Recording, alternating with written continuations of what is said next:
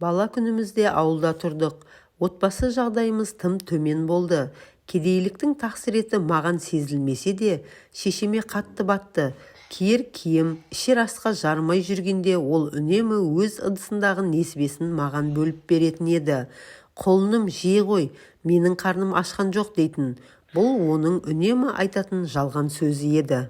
Ер жете бастаған шағымда базардағы қымбат зат немесе дәрумендер алып беруге шешемнің қалтасында көк тиыны жоқ еді. Үнемі жақын маңдағы өзеннен балық аулап келетін. Мен балық етін жеп, сорпасын ішіп отырған сәттерімде, ол үнемі үстел шетінде отырып, балық сүйегін мүжіп отыратын. Анам қайнатқан балық сорпасының дәмі әлі күнге таңдайымда. Үнемі шынысына ет салып берсем, өзің жей ғой, білесің ғой мен балық етін ұнатпаймын деп қайтадан өз ыдысыма салып қоятын. Бұл оның екінші жалған сөзі болатын. Орта мектеп оқып жүрген кезімде менің оқу және киіміме кететін қаражатымды қамдау үшін үнемі түні бойы мардымсыз ақша үшін тігіншілікпен айналысатын. Түн ортасында оянсам бүкшиіп отырып киім тігіп отырған анамды көретінмін. Шеше, ұйықтаңызшы, таңертең тағы жұмысқа барасыз десем, ұйықтай бер құлыным, менің әлі ұйқым келген жоқ дейтін еді.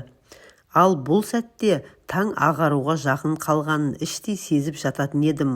Бұл оның үшінші жалған сөзі еді. Жоғары оқу орнына емтихан тапсырар күні мектеп қақпасының алдында шақырайған күн астында мені күтіп тұрған анамды көрдім. Өзге ата-аналар секілді дүкеннен салқын су алуға ақшасы жоқ шешем маған бола қант қосылған қара шай алып келіпті. 3 сағат бойына мені күтіп тұрған байқұс шешемнің ерні кеберісіп кетсе де, әлі нәр татпағанын білдім. Өзіңіз ішіңіз деп ұсынып едім. Жаңа ғана іштім, әлі шөлдеген жоқпын деді. Кесе түбіне анамның мейірім шапағаты тұнғанын сезетінмін. Сарқып ішіп анамды құшақтадым. Бұл оның төртінші жалған сөзі еді. Жалақым бір басыма жетпей жүрсе де, үнемі анама ақша салып тұратын болдым. Бірақ сол ақшам әр жолы өзіме қайтып келетін еді. Және құлыным, менің өз табысым өзіме жетеді, сен қиналып қалма деген сөзі бар хаттары да келетін. Жыл соңында ауылға қайтқанымда анамның жұмыссыз қалғанын бірақ білдім. Сонда ғана оның маған тағы да жалған сөз айтқанын ойлап, көзіме жас іркілді. Ауыр науқасқа шалдыққан анам емханаға түсіпті. Тәңірден күн сайын анамның амандығын тіледім.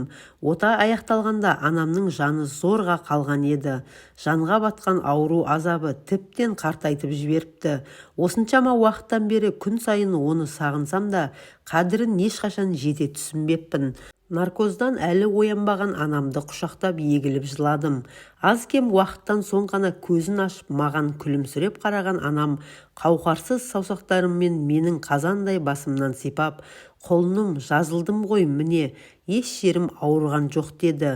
Мен оның ұлына айтқан тағы бір жалған сөзін естігенімде, көз алдымда аспан ауып бара жатқандай мең-зең күй кештім. Өмірде байқасам, анам айтқан өтіріктер ғана зиянсыз, сол ғана адамды сүюге итермелейтін нағыз өтірік, сол ғана екен. Себебі ананың ғана өтірігінің астында шындық бар, сол үшін де құнды. Ең жақын деген адамдарымның өтірігінен шаршадым. Олардың жалған сөзі өтірік, анамның ғана жалған сөзін сүйем, себебі өтірігінің артында шындығы бар.